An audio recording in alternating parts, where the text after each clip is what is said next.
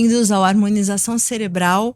Nosso episódio hoje é com o professor Maurício Abrão, chefe da divisão de endometriose do HC, Hospital das Clínicas da Faculdade de Medicina da USP, e também chefe da ginecologia do Hospital Beneficência Portuguesa em São Paulo. Nosso tema é endometriose, que é um tema super importante para mulheres na idade fértil. Estou certa, professor Maurício, é isso mesmo? Eu acho que parcialmente, quase totalmente. Mas primeiro, Márcia, obrigado por me convidar, é um prazer enorme estar aqui com você. E eu digo parcialmente porque a endometriose tende a começar na primeira menstruação e acabar na última menstruação, mas às vezes ela se estende um pouco mais. E tem algumas teorias que cogitam que ela comece um pouco antes, mas o 99% é da primeira até a última menstruação. Mesmo antes da primeira menstruação pode ocorrer? E tem algumas teorias que têm cogitado que a mulher ela tem esse estigma, né, de ter o implante do tecido semelhante ao endométrio fora do útero, mesmo logo após ao nascer. E que isso vai se desenvolver depois da primeira menstruação, da menarca, né, assim chamada pelo estímulo dos hormônios e tudo mais. Mas são teorias, né? São teorias que miram para uma incerteza que é da real causa da doença. Mas hoje a gente sabe que a doença está relacionada à menstruação, quanto mais a mulher menstrua, pode refluir endométrio e estimular a presença dele fora do útero. Tem um grande gatilho do sistema imunológico e tem várias outras coisas, a questão genética, a questão cogita-se bactérias participando do processo, a questão da alimentação. Então, é uma questão bem complexa. Uma dúvida que me veio, porque eu me preparo, né, para o podcast, a gente estuda, e eu queria entender um pouco qual é o papel do estilo de vida na endometriose. Isso é bem estabelecido? Exercício físico ajuda? Alimentação? Qual é o nosso papel em tentar melhorar esse quadro? O estilo de vida é totalmente estabelecido, né? O que a gente sabe hoje é que não só a endometriose, outras doenças que têm o contexto inflamatório, quer dizer, tem alguma inflamação, e a endometriose não deixa de ser uma inflamação quando o endométrio está presente fora do útero, ou tecido semelhante ao endométrio, isso gera, obviamente, desencadeia uma série de processos que, quando a mulher diminui a alimentação inflamatória, quando ela tira glúten, tira substâncias que podem desencadear a inflamação, ou quando faz, por exemplo, exercício aeróbico, aumenta a endorfina, né? Isso modula o sistema imunológico e colabora com todas essas doenças. A endometriose não é exceção. Aliás, a gente tem um exemplo prático de inúmeros casos onde melhoram os sintomas. O que a gente não sabe é se diminui doença, que é uma coisa importante. As minhas leituras, né, eu achei muito interessante que o tratamento hormonal, ele é muito interessante para a redução dos sintomas, mas a doença em si não é abordada, não é de fato cuidada, vamos dizer assim, né? Se é o que eu entendi aí do... Isso mira num contexto muito importante. É que ainda hoje não existe o tratamento clínico ideal para endometriose, porque o que existe são hormônios e drogas e substâncias analgésicas, anti-inflamatórias e tal. Existem possíveis drogas para aparecer. A gente mesmo está participando de alguns estudos internacionais mirando em drogas que atuam na imunidade, na fibrose e não só no hormônio. Mas os hormônios, eles podem reduzir sintoma, mas não obrigatoriamente reduzem doença. Eu sou do New England. Que honra, né? Que maravilha o Brasil estar dentro do grupo que estuda essa fronteira e essas inovações terapêuticas. Parabéns. E essa questão, eu falo isso com zero viés, né? Porque mesmo tendo participado de publicações no New England, na Lancet, que mostram novas medicações, essas medicações ainda são hormonais. Sim. Então ainda tratam o sintoma mais do que a doença. E às vezes, tratar sintoma e usar recursos modernos para acompanhar a doença é mais do que suficiente, Sim, sem dúvida. né? Mas a gente está olhando para... A gente está mirando na questão do tratamento da doença em si. Vem tantas perguntas aqui para mim. Eu vou falar de dois temas que são diferentes, mas que eu não quero perder o gancho. Primeiro, ainda sobre a questão hormonal. Me parece, né, que é diferente tratar uma mulher com endometriose que queira engravidar e uma que não queira, pelo menos naquele momento, né? Esse é um tema que eu gostaria que você conversasse com a gente aqui. Difícil chamar de você, mas enfim. E a outra questão é que aqui nos meus pensamentos, eu tenderia a achar que a endometriose está relacionada à obesidade, mas parece que não, né? O índice de massa corpóreo mais baixo é que está relacionado ao aparecimento da endometriose. É isso? E por que será que é dessa forma? Na prática, né, na teoria, quando a mulher é obesa, ela produz mais estrogênio na gordura e, teoricamente, faria mais doenças hormonio-dependentes, como é a endometriose. Mas na prática não acontece isso, pelo menos em boa parte dos países, né? Agora, nos Estados Unidos não, até porque o índice de obesidade lá é muito maior. Mas essa relação da obesidade com da não obesidade com endometriose tem várias teorias. Uma delas é o próprio estresse, né? Cogita-se que você derivar o estresse para alimentação, enfim, né? Isso são conjecturas que é difícil comprovar.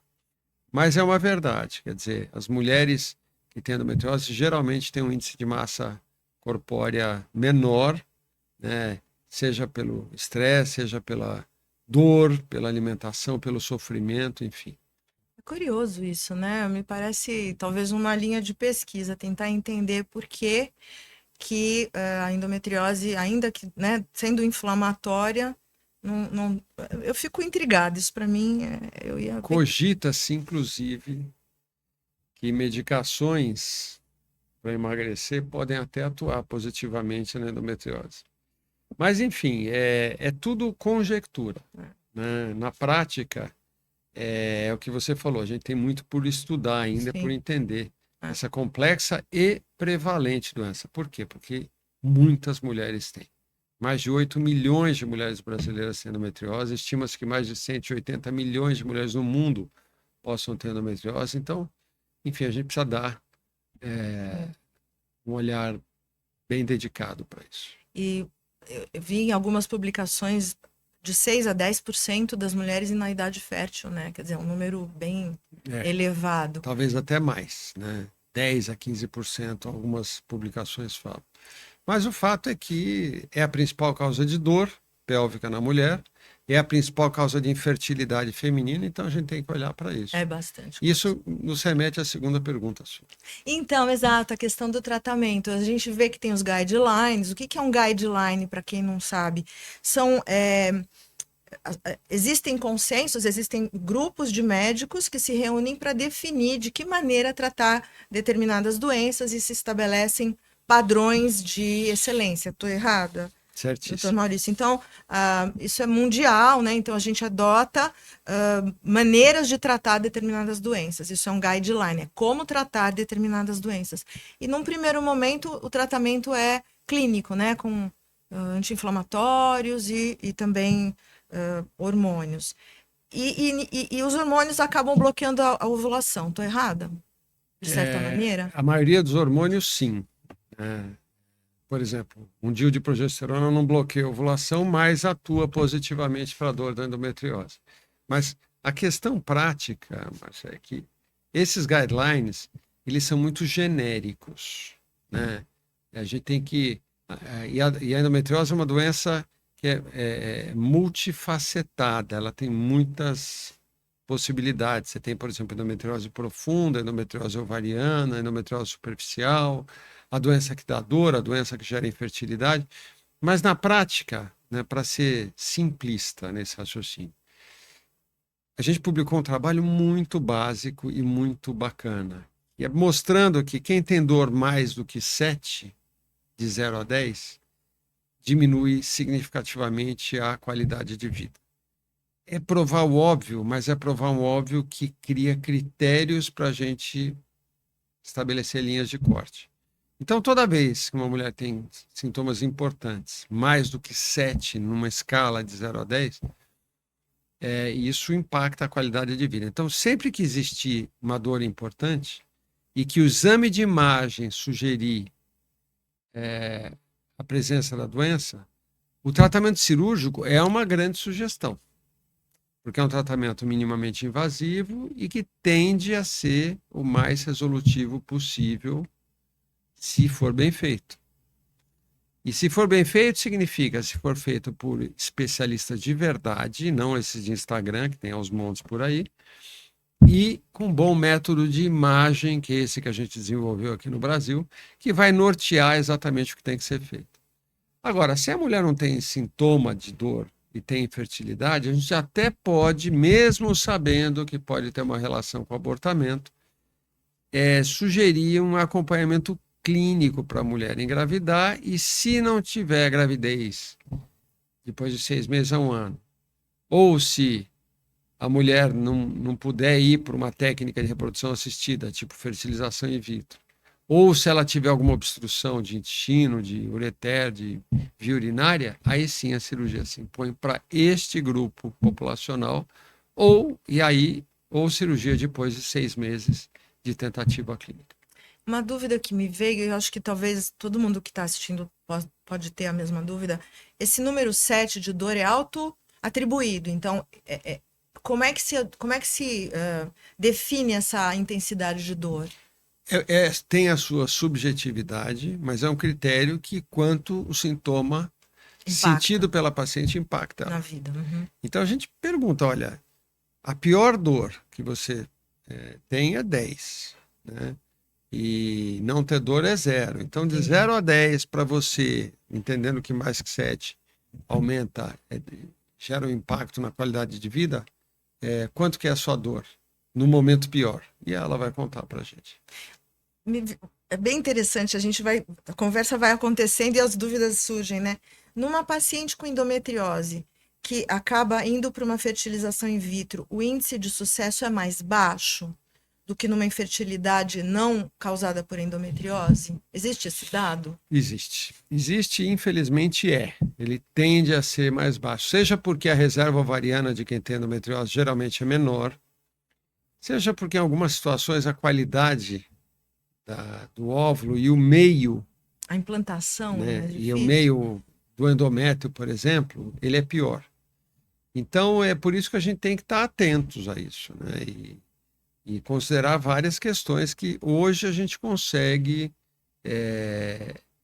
filtrar um pouco isso, que é um bom diagnóstico pré-operatório com um método de imagem, que é esse ultrassom para mapeamento de endometriose que a gente desenvolveu.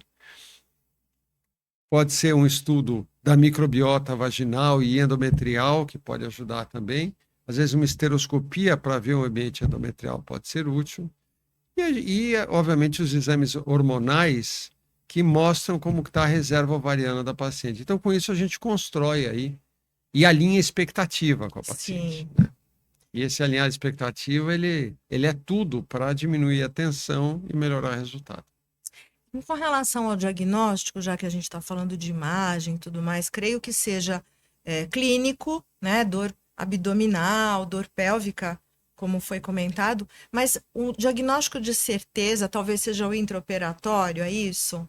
Claro que a imagem feita de forma adequada é muito elucidativa, mas como é que é feito o diagnóstico? Para que as pacientes, as pessoas que estão nos ouvindo entendam, né, como ela deve abordar isso com o seu médico, para que não surja dúvida se eu tenho, se eu não tenho, o que fazer? Isso que você falou, Márcia, do diagnóstico cirúrgico, ele é o que você aprendeu na faculdade.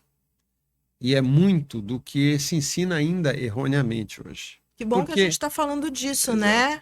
Fico feliz. Super importante. Agora, por que erroneamente? Porque a coisa está evoluindo numa velocidade grande. Sim. 2 anos atrás, a gente publicou um artigo desconstruindo isso. Olha que bom. Por quê? porque depender de uma cirurgia, por menos invasiva que seja, que é a laparoscopia, para fechar o diagnóstico, é caro, é chato, né? Depende de internação, de anestesia, enfim, e para uma doença que é muito prevalente. Sim. Então, por isso que a gente sabe hoje que, primeiro, pensar clinicamente é fundamental. A gente até fez várias publicações só olhando para a parte clínica, e agora a gente está usando o machine learning, que é uma técnica de inteligência artificial, para poder otimizar isso e ver formas de calcular a chance da paciente que tem determinados sintomas associados em ter a doença. Que interessante. Ponto número 1. Ponto número 2, imagem. O exame de imagem hoje, isso é uma publicação que inicialmente a gente fez em 2007, uma super revista europeia, que era um fruto de um trabalho de 6 anos naquela época, e que mostrou que o ultrassom para mapeamento de endometriose com preparo intestinal, feito por profissional que conhece o assunto, porque nem todo mundo conhece e sai falando o que faz, Sim. ele seria um exame importante para 2 tipos de endometriose, e mais recentemente a gente ampliou isso. Então, com isso, se ela tem sintoma, se ela foi examinada pelo médico, precisa examinar. Tem muito médico que não examina. E se você, paciente, portadora de dor, vai no médico e ele não examina, questione. Porque na ponta do dedo de um exame ginecológico, a gente entende muita coisa que pode estar acontecendo. Sim. Junto com o exame de imagem, esses 3, eles podem se aproximar do 99% de sensibilidade. Então, com isso, a gente tira aquele conceito de precisar de cirurgia e já consegue construir uma sugestão terapêutica para o paciente. Interessante, nossa, que legal que a gente falou sobre isso, muito, muito bom, porque a ideia nossa aqui é esclarecer as pessoas e trazer o que tem de mais novo. Infelizmente, a gente está com um tempo super corrido, eu queria deixar esses momentos finais para falar de inovação, o que vem de novo aí. O que nós temos no horizonte? Tem muita coisa, Márcia, vindo. A gente mesmo está participando de uma startup olhando para a inteligência artificial para ler a ressonância magnética. Uau. E isso é uma startup que tem gente dos Estados Unidos, Índia e a gente aqui no Brasil colaborando junto, e a gente não está longe de ter os primeiros resultados. Essa mesma startup vai pegar aqueles resultados clínicos que eu falei. Então, tudo para otimizar isso. Tem muita gente falando em marcadores, tem um marcador na saliva, na França, que é uma perspectiva. A gente está querendo ver resultado disso, né? Mas isso de âmbito populacional. No sentido dos métodos por imagem, tem um avanço muito grande, né, das técnicas de imagem, né, que estão surgindo. No sentido do tratamento cirúrgico, né, as técnicas de tratamento cirúrgico, elas também têm evoluído muito. Hoje é uma coisa interessante, né? Tratamento é lei, tem que ser minimamente invasivo. E não tem vantagem do robô sobre a laparoscopia. Isso fica a dica. Tem muita gente falando cirurgia robótica é a grande solução. Não é. Nada errado se o sujeito preferir fazer o robô, né? Mas, no sentido prático, ainda hoje, a laparoscopia, conforme estamos, a gente tem mais tato, as incisões são menores e mais baixas, menos aparentes, Sim. do que uma cirurgia robótica, que é mais cara também. Pode ser que, no decorrer dos anos, a cirurgia robótica melhore muito, e está melhorando. Teve um congresso em Estrasburgo agora que mostrou essas tendências, mas ainda a gente não está naquele momento de falar, olha, né, é esse o caminho. E tem o tratamento clínico que está melhorando muito, né? No sentido de olhar para a imunidade da paciente e não só para o hormônio. E tem até uma startup japonesa que tem uma droga nova, que a gente está esperançoso de que isso possa vingar. Mas, enfim, é um processo lento, né? Mas a gente tem que olhar para a endometriose como se fosse o câncer 50 anos atrás, né? Onde muita coisa foi se descobrindo, uma Sim. cirurgia que se fazia para o câncer que era assim, agora virou assim, né? Sem Quando dúvida. existe cirurgia. Nossa, incrível. Estou super feliz com essa conversa. Acho que vocês devem ter gostado bastante. Espero que tenham aproveitado, que as pacientes que têm esse problema possam ter aprendido muito e que isso ajude a todos. E também a quem é médico e tem interesse em aprender mais, assim como eu. Doutor Maurício, agradeço imensamente sua generosidade de estar aqui e que a gente possa conversar muitas mais vezes. Fica aqui Obrigado, aberto o convite para uma próxima vez. obrigado, Márcia, contem comigo. E se alguém te quiser mais informações, eu tenho um e-book no meu site drmauricioabrão.com, não é .com.br, é .com. É drmauricioabrao, Abrão. E tem um Instagram também que acaba tendo muita informação, que é o DR Maurício Abrão. E o podcast vai estar lá no YouTube e também no Spotify. Vocês podem ouvir a gente no carro, em casa. E deve estar no nosso YouTube em breve também. Sim, sim. Tá bom? Isso aí. Muito obrigado. Muito Viu? obrigada.